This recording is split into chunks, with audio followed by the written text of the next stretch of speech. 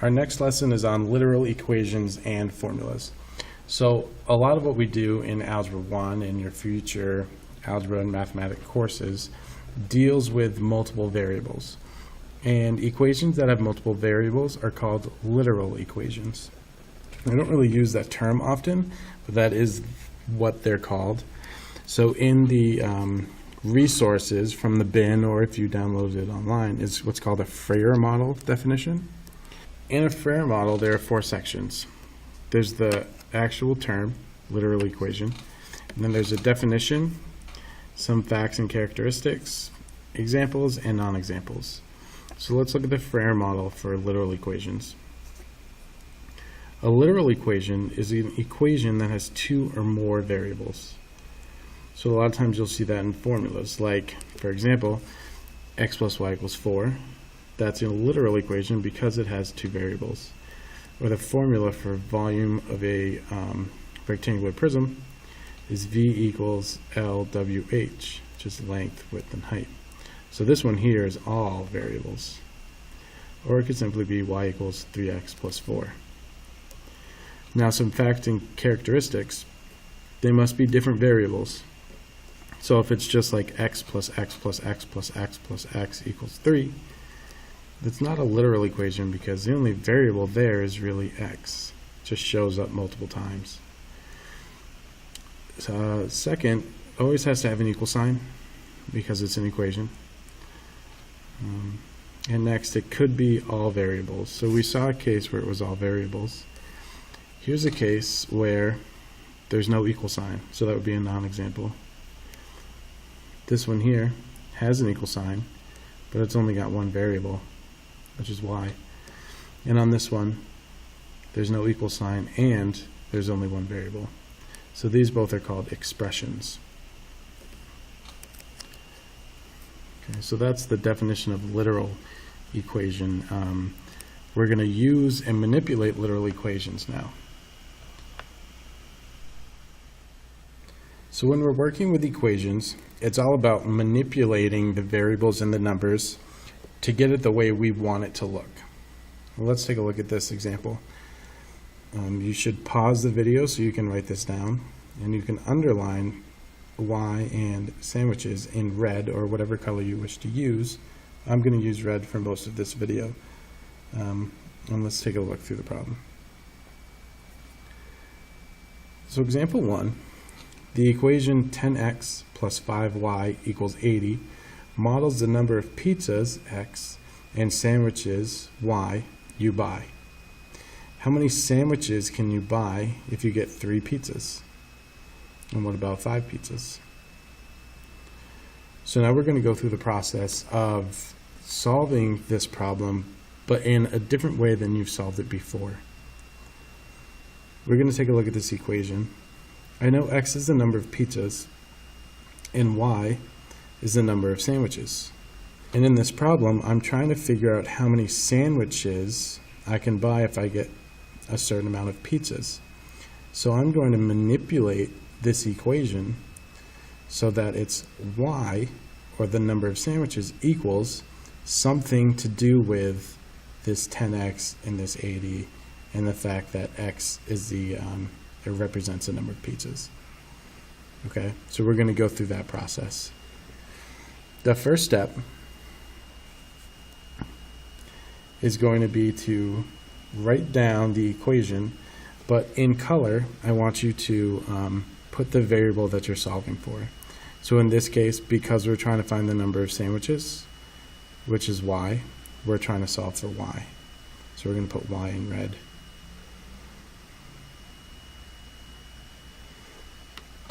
Now, in order to get y by itself, we're going to treat everything else like its own term or its own kind of number. Just like solving an equation for x, we're trying to get everything away from it.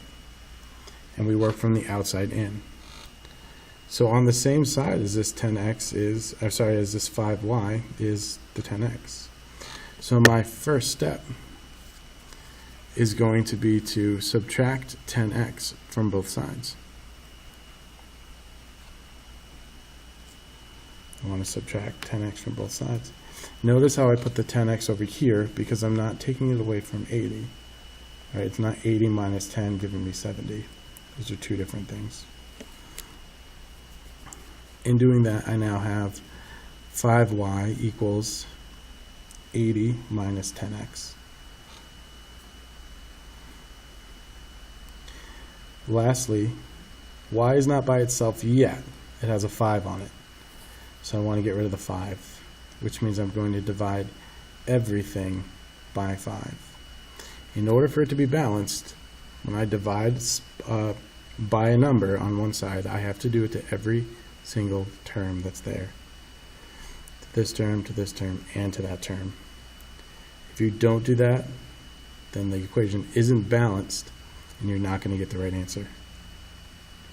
So after dividing everything by 5, we're left with y equals 16 minus 2x. Now you'll be asking, well, what does that really tell us?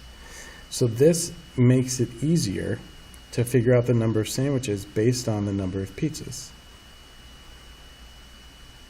And that's what we're going to do right now. So I'm trying to solve for when I have 3 pizzas and when I have 5 pizzas. Now in the problem, x represents the number of pizzas. So I'm solving when x is 3 and when x is 5. So all I'm doing to do that is putting in or substituting 3 for the x. Notice how this is y equals 16 minus 2x. But now x is 3. And I go through the process. 2 times 3 is 6. 16 minus 6 is 10.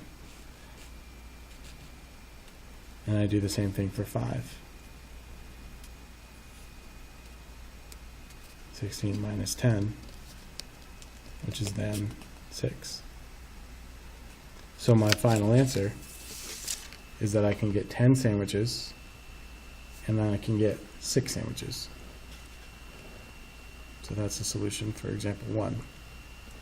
On your left side, you're going to do this problem here. What if the equation in example 1 was 4x plus 10y equals 60? You're going to redo the problem again for 3 pizzas and again for 5 pizzas. Okay, so you're repeating example 1 but with a new equation. So once you turn to a new page and retitle this, we're going to do example 2, which is solve the equation 4 equals 2m minus 5n for m. Then what are the values of m when n equals -2, 0, and +2? So this is a typical question that you'll see on a test where you're given a literal equation, right, that has 2 variables in an equation. You're asked to solve for the variable first and then solve for the variable when n are specific values. So that's what we're going to do. We're going to do the solution for that one. So again, I'm solving for m, so I want to put m in its own color. I used red. And just like solving any equation, I'm doing those properties of equality to get the m by itself. So I would add 5n to both sides, and I'd be left with 5n plus 4 equals 2m. And then I would divide both sides by 2, which would leave me with 5n plus 4 all over 2 equals m. And you can also write that as 2.5n plus 2 equals m. Right? So it might look a little more cleaner on the right side. But if you have a nasty fraction, like that ends up being 3.6666666, and you should probably just leave it as a fraction. So we did that very first step. We solved for m. But now we have to go down, right? And we have to evaluate when n equals 0. I'm sorry, when n equals -2, n equals 0, and then when n equals 2. So we are evaluating 3 different times using our new equation. So for n equals -2, I would have 2.5 and now times negative 2 plus 2 equals m. 2.5 times negative 2 is negative 5. When I add 2, I get negative 3. So negative 3 is equal to m. Now I do it when n equals 0. Again, my equation is 2.5 times n, which is 0 in this case, plus 2 equals m.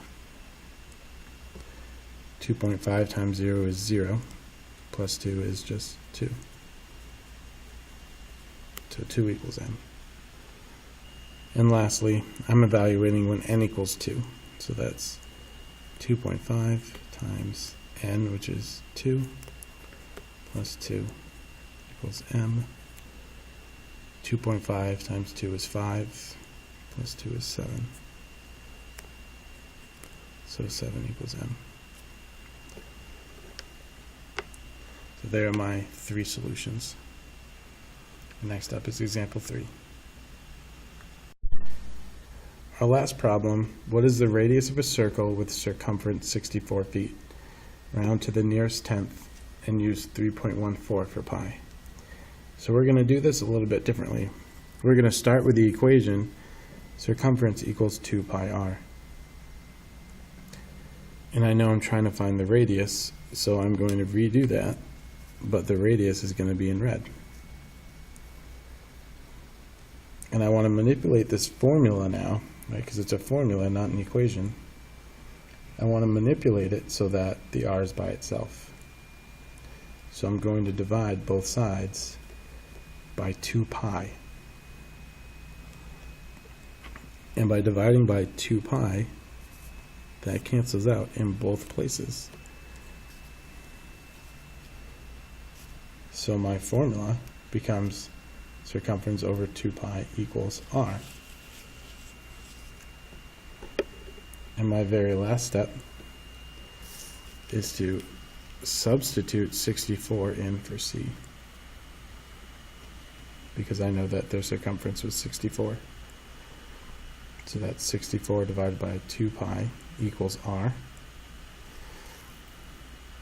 64 divided by 2, and if we use 3.14 for pi, then the answer is 10.2. So the radius is 10.2 feet. And that's it for the examples for literal equations. On the left side of this page, I want you to do the following 2 problems. Solve negative 2x plus 5y equals 12 for y. And then as a challenge, try and solve ax minus bx equals c for x. This is a big challenge problem. I want to see if anyone gets this one. And let your teacher know once you have the answer. And you'll be ready to move on to the practice from the textbook.